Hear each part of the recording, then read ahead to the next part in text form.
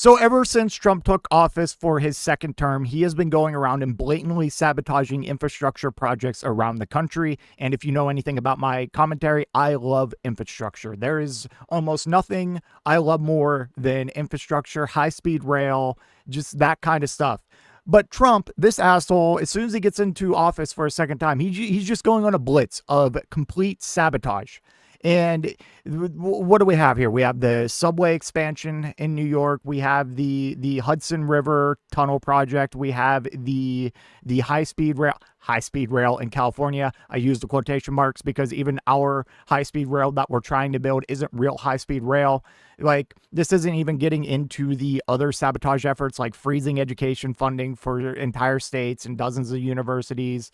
The fact that he's paying energy companies to not build wind projects here and to instead build fossil fuel. It's been a nightmare. But anyways, in the case of Chicago, a federal judge has temporarily unfrozen approximately $3 billion in funding for their rail projects. I don't think it's high-speed rail, but rail projects nonetheless. And I just don't know how at this point you can't argue against the fact that he's just sabotaging the United States at like every single level. Anyways, let's get into this full article about the court ruling here from Reuters. Judge orders Trump administration to temporarily unfreeze Chicago transit funding. A U.S. judge on Tuesday ordered President Donald Trump's administration to temporarily unfreeze about $3 billion in funding for rail projects in Chicago. The Chicago Transit Authority sued the U.S. Transportation Department and its Federal Transit Administration on Friday, saying the federal government had withheld at least $9.5 million in reimbursements since October from grants previously approved under Democratic former President Joe Biden. The city had called the funding suspension an unlawful act of political retaliation. And that's been the case for the other things I mentioned. And everything, including these were funds that were already appropriated by Congress. But Trump showed that didn't matter within a week in his first term when he started slashing government agencies, slashing subsidies, research subsidies all over, despite their previous approval. U.S. District Judge Thomas Durkin granted the CTA's request for a temporary restraining order to require the funding, but put his ruling on hold until Friday to give the federal government time to appeal. The ruling is part of a widening legal battle between the Trump administration and Democratic-governed cities over the withholding of billions of dollars in previously approved federal transit funding, with similar lawsuits filed in New York. The CTA on Tuesday called the ruling a massive step towards restoration of funding for this historic project. Durkin's ruling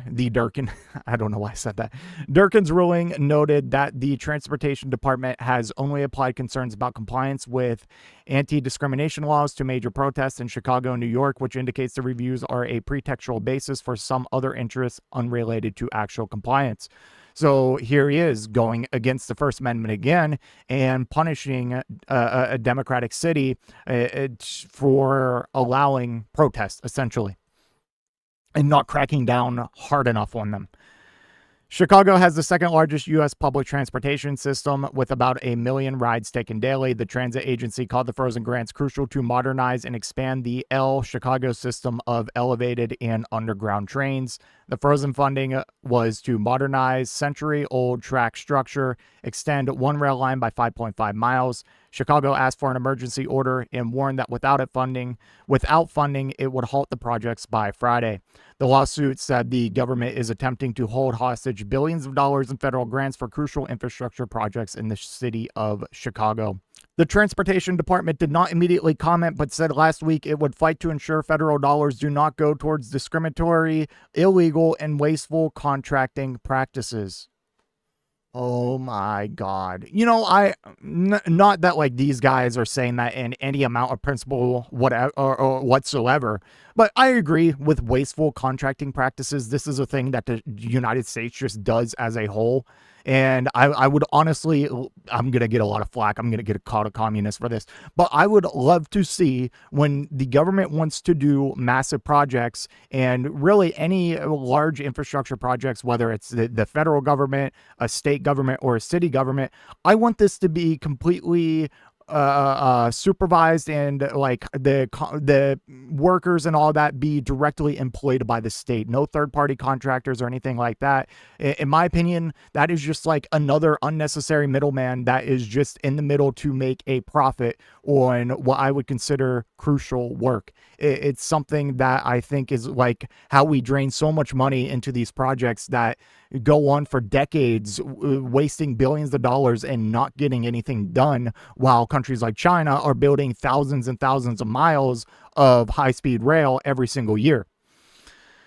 New York's Metropolitan Transportation Authority also sued the administration last week after the government withheld nearly $60 million from a $7.7 billion subway project. Earlier this month, a federal appeals court ruled that the administration must keep making payments on the $16 billion New York Hudson Tunnel project after the Department of Transportation suspended more than $200 million in payments.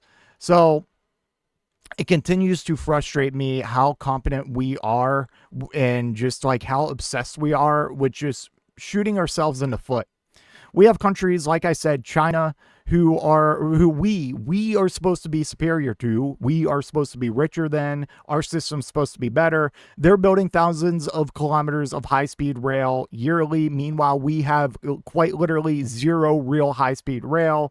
They're massively innovating in renewable technology with strong, dare I say, radical goals to transform their energy grid into primarily non-fossil fuel energy. It seems like every month we see China complete some huge infrastructure project like it's nothing. What was our last infrastructure mega project? Like what was it? I'm genuinely clear. Like I'm genuinely curious. Was it the freaking Sphere in Vegas? Like when's the last time we had a major infrastructure reform? Like the railroad projects in the 1800s. Like what are we doing as a country, man? It is so inefficient. It's so stupid using all of this money for like political retaliation. It's so annoying, man. It is so annoying. I hate it so much. I just want good public transportation. I want to be able to hop on a high-speed train and go from, I don't know, East Coast to West Coast in like, I don't know, 4 or 5 hours, however long that would take. Like, it's so goddamn frustrating.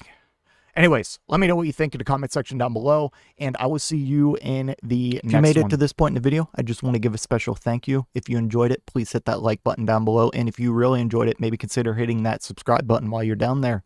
I want to hear your thoughts in the comment section. I will try to reply to any and all comments that I can. Until next time, watch that video on screen.